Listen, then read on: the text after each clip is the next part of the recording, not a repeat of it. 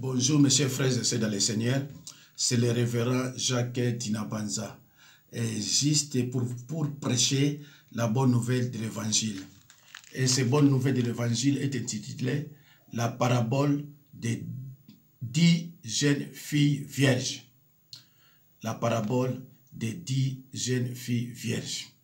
Matthieu 25, 1 à 13.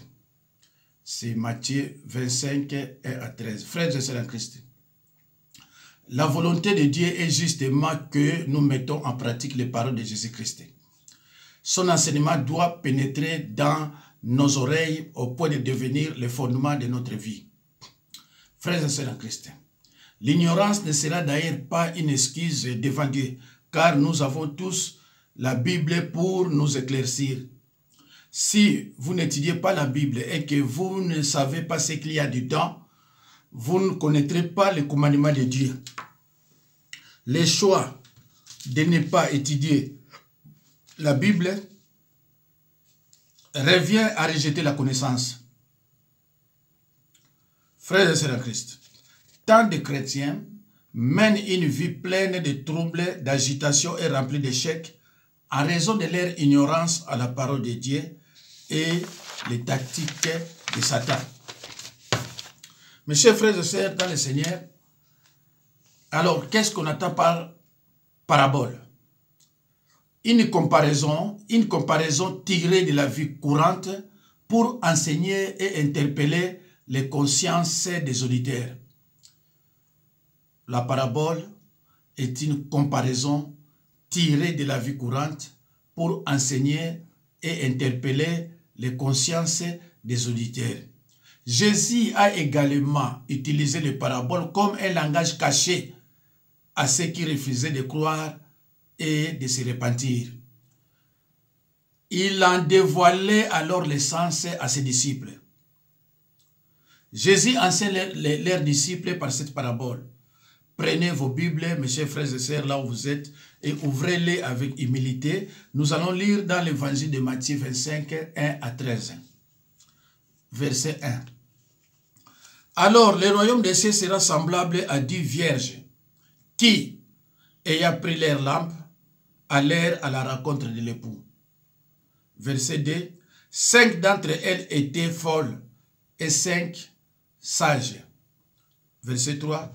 Les folles, en prenant leur lampe, ne prirent point d'huile avec elles. 4. Mais les sages prirent avec leur lampe de l'huile dans des vases. Verset 5. Comme l'époux tardait à venir, toutes s'assoupirent et s'endormirent.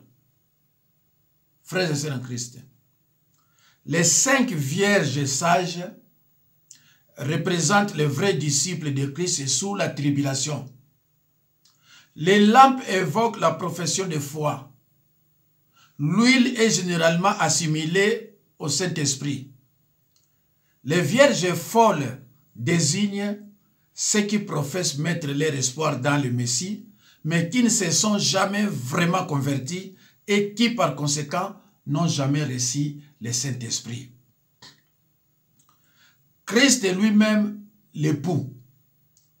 L'état d'attente couvre la période qui sépare ces deux venues. Le fait que les 10 vierges se soient assoupies montre qu'extérieurement, peu de choses les différenciaient entre elles. Toutes les 10 jeunes filles vierges vivaient de la vie de Christ. Les vierges désignent tous ceux qui professent d'attendre la venue du Fils de Dieu, d'aimer son avènement, tous ceux qui confessent la foi en Jésus-Christ, notre Seigneur, qui reviendra pour juger les vivants et les morts, et ne renient pas cette espérance dans leur vie habituelle.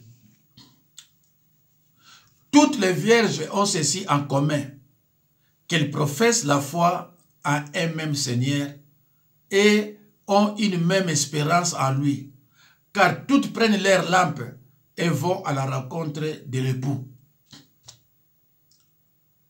Voici en quoi elles diffèrent. Matthieu 7, 24 à 27.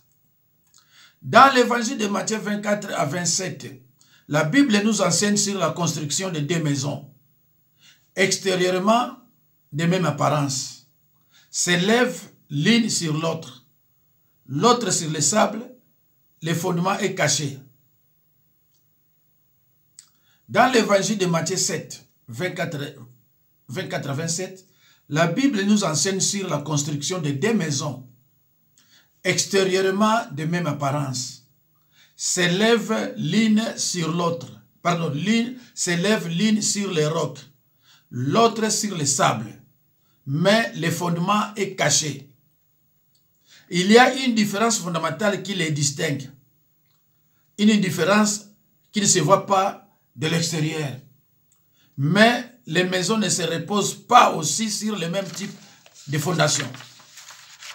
Mes chers frères et sœurs dans le Seigneur, tout change lorsqu'il survient une inondation.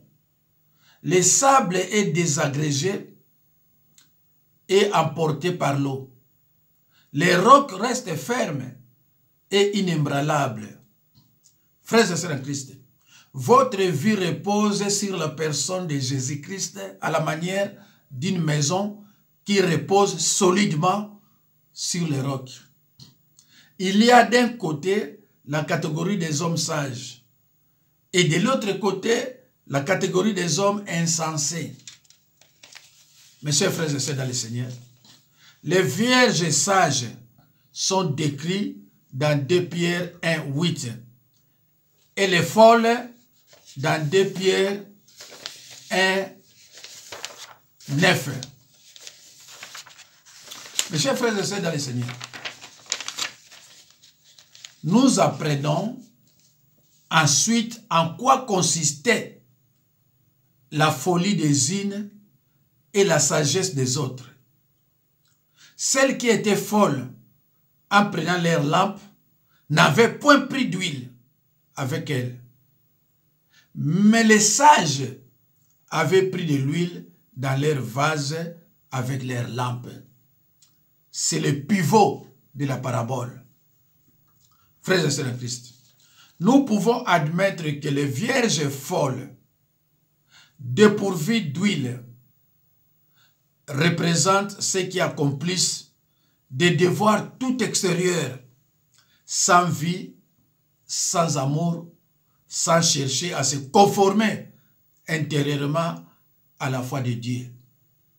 Elles sont aussi l'image de ceux qui confessent Christ des lèvres, mais sont négligents dans l'œuvre du Seigneur, dans les actes de charité, d'humilité et de renoncement, et perdent par degré la grâce qu'ils avaient reçue, car à celui qui n'a pas, c'est là même qu'il sera ôté.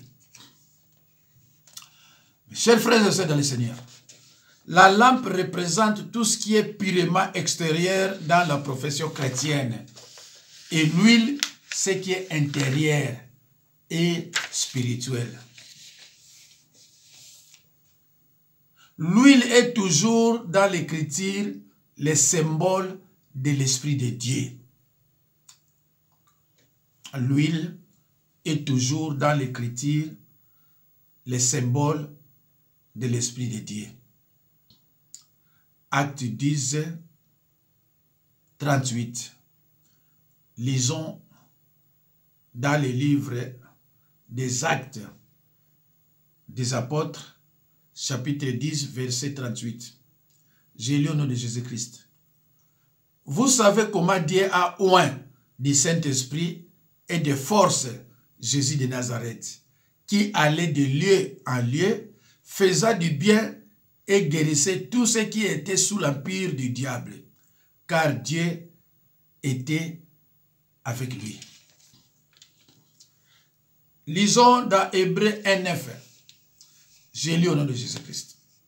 Tu as aimé la justice et tu as haï l'iniquité. C'est pourquoi, ô Dieu, ton Dieu t'a oint d'une huile de joie au-dessus de tes égaux. Il est évident que la parabole a pour but de faire comprendre à tous les membres de l'Église la nécessité de la vigilance. Ils doivent être diligents dans les bonnes œuvres. Ne se contentent pas de dire « Seigneur, Seigneur ». Les vierges folles désignent non point les hypocrites, ni les impies et les profanes, mais bien ceux qui négligent la prière. Ils avaient la foi, mais une foi morte. Jacques 2, 17. Ils avaient la foi, mais une foi morte. Lisez, s'il vous plaît, dans l'épître de Jacques, verset 2, non, de Jacques chapitre 2, verset 17. Les vierges folles désignent non point les hypocrites, ni les impies et les profanes, mais bien ceux qui négligent la prière. Ils avaient la foi, mais une foi morte. Jacques 2, 17. Sont paresseux à l'égard des œuvres pour le Seigneur. Tous ceux, en un mot, qui cherchent plutôt à plaire aux hommes qu'à celui qui voit dans les secrets. Ils ne sont pas entièrement dépourvus d'huile, mais ils n'en ont pas assez. Leurs lampes sont allumées, mais seulement pour un temps. Ils s'éteignent au moment de la venue de l'époux.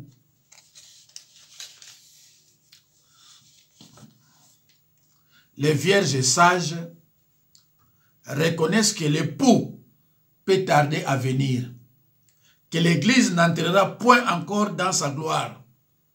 Elle prévoit une vie de patience et de renoncement.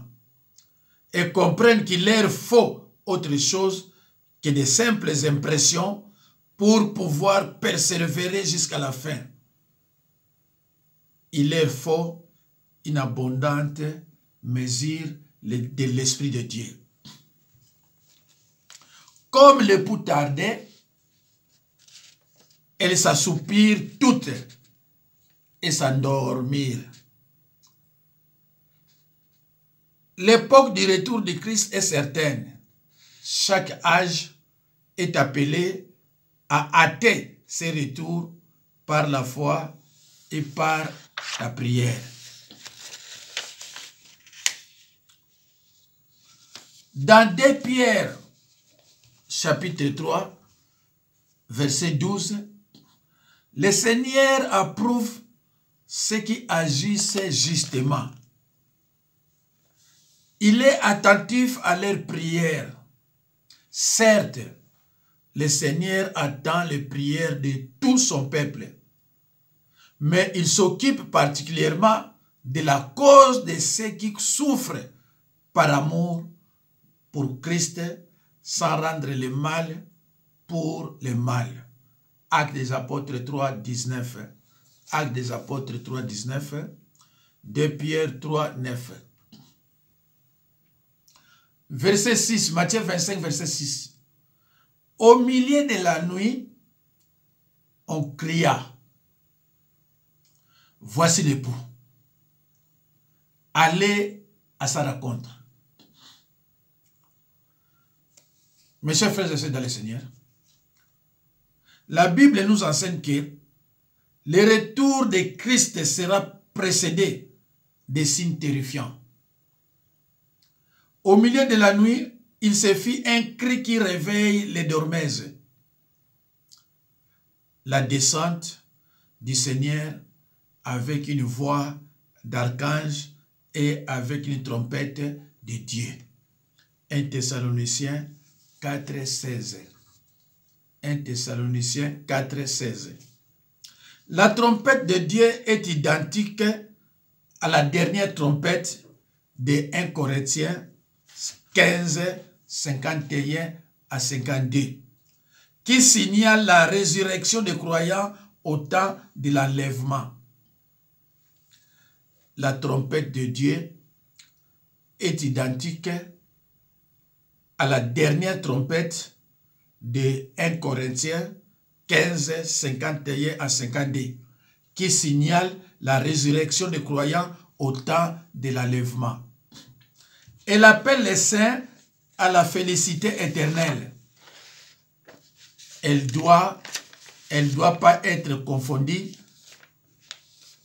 avec la 7e trompette d'Apocalypse, qui signale les derniers jugements déversés sur le monde pendant la tribulation. Apocalypse 11, 15 à 18. Apocalypse 11, 15 à 18. Matthieu 25, verset 7. Alors toutes ces vierges se réveillèrent et préparèrent leurs lampes. Toutes ces vierges, c'est-à-dire les 10 vierges, se réveillèrent et préparèrent leurs lampes. Dans leur détresse, les vierges folles ont recours à leurs sages compagnes. Matthieu 25, verset 8. Les folles dirent aux sages, « Donnez-nous de votre huile, car nos lampes s'éteignent. » Mes chers frères et sœurs dans le Seigneur, sans huile, les lampes ne peuvent pas briller. La lampe, c'est dedans. Pardon. L'huile, c'est dedans, à l'intérieur de la lampe. L'huile, c'est dedans. Le Saint-Esprit, c'est dedans.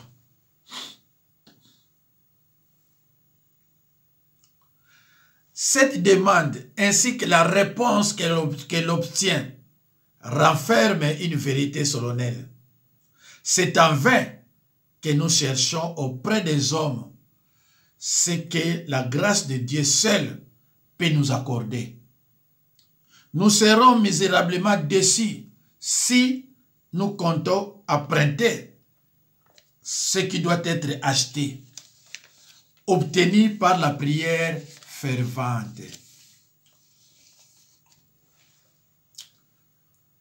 Matthieu 25, verset 9. Les sages répondirent, « Non, il n'y en aurait pas assez pour nous et pour vous. Allez plutôt chez ceux qui en vendent et achetez-en pour vous. » Le refus des sages peut sembler égoïste, mais dans le domaine spirituel, nul ne peut disposer du Saint-Esprit pour le communiquer à autrui, sauf les serviteurs de Dieu choisis par lui-même. Le Saint-Esprit ne peut évidemment pas s'acheter. Prenez vos Bibles, ouvrez-les avec beaucoup d'amour, lisez dans Actes des Apôtres, chapitre 8, versets 18 à 20. Vous allez voir, vous allez lire et voir le comportement de Simon, le magicien, qui était déterminé lui aussi à acheter le Saint-Esprit. Lisez dans Actes des Apôtres, chapitre 8, versets 18 à 20. Mais la Bible emploie pourtant l'expression imagée d'un salut qu'on achète sans argent et sans aucun prix. La réponse des vierges sages nous enseigne que chacun doit vivre d'une foi personnelle. Il y a des choses que les hommes peuvent se communiquer les uns aux autres et en devenir d'autant plus riches. Mais il en est que le Seigneur seul peut donner et que chacun doit réclamer pour son propre compte.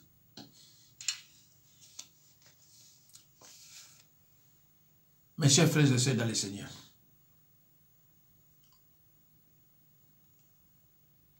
lisons dans 1 Pierre 4, 18. Et si les justes se sauvent avec peine, que deviendront l'impie et le pécheur? chers amis, chers frères et sœurs dans le Seigneur, efforcez-vous d'entrer par la porte étroite. Car, je vous le dis, beaucoup chercheront à entrer et ne le pourront pas. Luc 13, verset 24. En outre, c'est par beaucoup de tribulations qu'il nous faut entrer dans le royaume de Dieu. Actes des apôtres 14, 22. Allez plutôt vers ceux qui en vendent et achetez-en pour vous-même. Et les envoie à ceux qui dispensent la grâce céleste et que Dieu a placé dans son église pour servir à distribuer ses dons. Il s'agit des prophètes et des apôtres, c'est-à-dire des pasteurs. Verset 10. Pendant qu'elles allaient en acheter, l'époux arriva. Celles qui étaient prêtes entrèrent avec lui dans la salle des noces. Et la porte fut fermée à clé. L'espoir des vierges sages, c'est ce qui les concernait elles-mêmes, fit réaliser. Tandis que les autres allaient acheter de l'huile. L'époux vint, et celles qui étaient prêtes entrèrent avec lui aux noces, et la porte fut fermée à clé. Genèse, chapitre 7, verset 16. Je lis au nom de Jésus-Christ. Il entra mâle et femelle de toute chair, comme Dieu l'avait ordonné à Noé. Puis l'Éternel ferma la clé sur lui. Mes chers frères et sœurs, au moment où je vous prêche, au moment où je prêche cette parole, la porte est ouverte encore. Et cherchez à entrer par cette porte qui est largement ouverte. Sinon, ça sera trop tard. Sinon, elle sera fermée à clé. Et personne ne pourra encore entrer.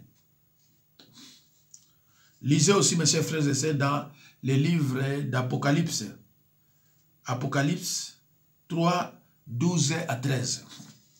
Jésus-Christ a dit, je ne mettrai point dehors celui qui viendra à moi. Elle est encore ouverte. Un jour, elle sera fermée pour toujours.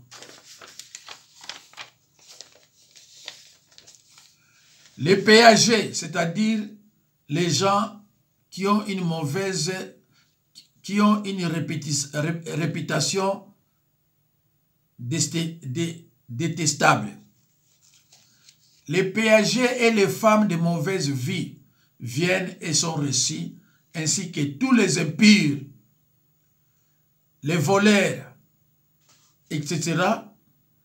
Car Jésus-Christ, la porte ouverte, est riche en pardon. Quelque grand que soit le péché. Jésus-Christ, la porte ouverte, est riche en pardon. Quelque grand que soit le péché.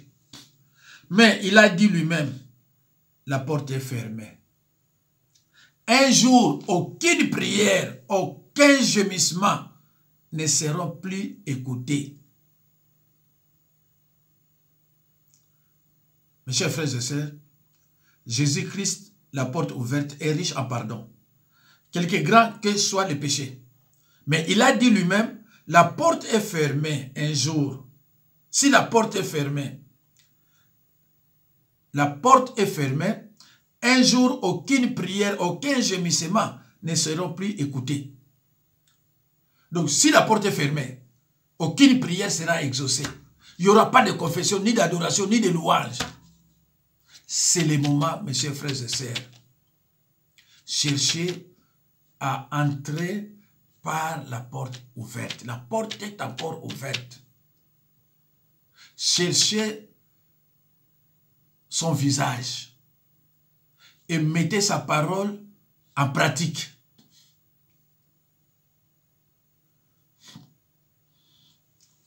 Matthieu 5, Matthieu 25, verset 11. Plus tard, les autres vierges vinrent et dirent, Seigneur, Seigneur, ouvre-nous. Elles n'ont pas trouvé d'huile, mais espèrent qu'il leur sera pardonné. Elles allèguent ici leur relation intime avec l'époux, en lui disant, Seigneur, et implorent leur admission. Mes chers frères et sœurs, prenez vos Bibles, lisez dans Luc 13, 24. Lisez dans Luc 13, 34. Matthieu 25.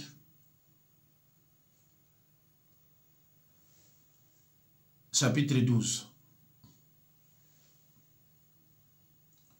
Mais il répondit, je vous le dis en vérité, je ne vous connais pas. Pendant qu'elles allaient en acheter, l'époux arriva. Le Seigneur Jésus reviendra des noces avec son épouse, c'est-à-dire l'Église. 1 Thessaloniciens 3, 13. Le reste des fidèles qui aura traversé la tribulation entrera avec l'époux pour participer au festin des noces qui symbolise la joie et le bonheur sous le règne de Christ sur terre. Les vierges sages entrèrent avec lui dans la salle des noces et la porte fut fermée à clé. Il était désormais trop tard pour quiconque aurait voulu entrer. L'époux les renvoya en affirmant ne pas les connaître, ce qui est une preuve évidente qu'elle n'était pas née de nouveau. 2 Corinthiens 5, 17. Elles sont impitoyablement exclues. Répondant, je vous dis, je ne vous connais pas. Matthieu 7, 23. Il ne les connaît pas, car elles ne sont pas ses brebis. Jean 10, 14 à 15. Matthieu 25, verset 12. 2 Timothée 2, 19 à 20.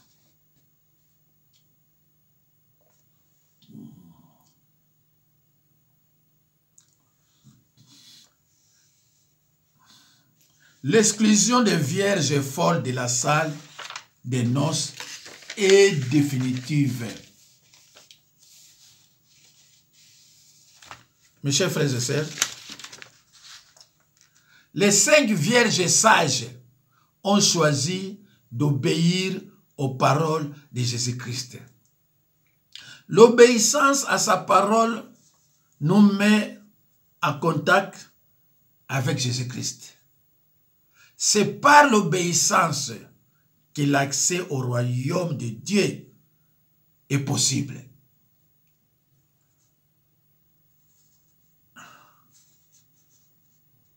Un Samuel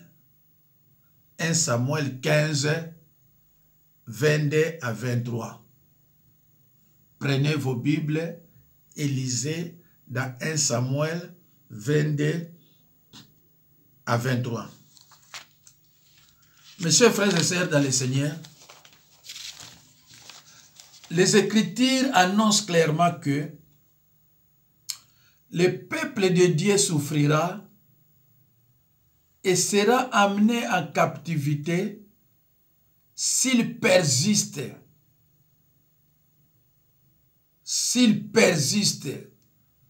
dans l'ignorance et dans le péché. Mes chers frères et sœurs, mon peuple est détruit parce qu'il lui manquait la connaissance. Osée 4, 6. Mes chers frères et sœurs dans le Seigneur, ce verset biblique ne dit pas que mon peuple est détruit à cause de Satan et ses serviteurs, mais uniquement par manque de connaissances. Matthieu 25, verset 13. Veillez donc, puisque vous ne savez ni les jours, ni l'heure. Veillez donc, puisque vous ne savez ni les jours, ni l'heure. Le sort des vierges folles est déplorable, de peur que ces sorts ne soient aussi les nôtres.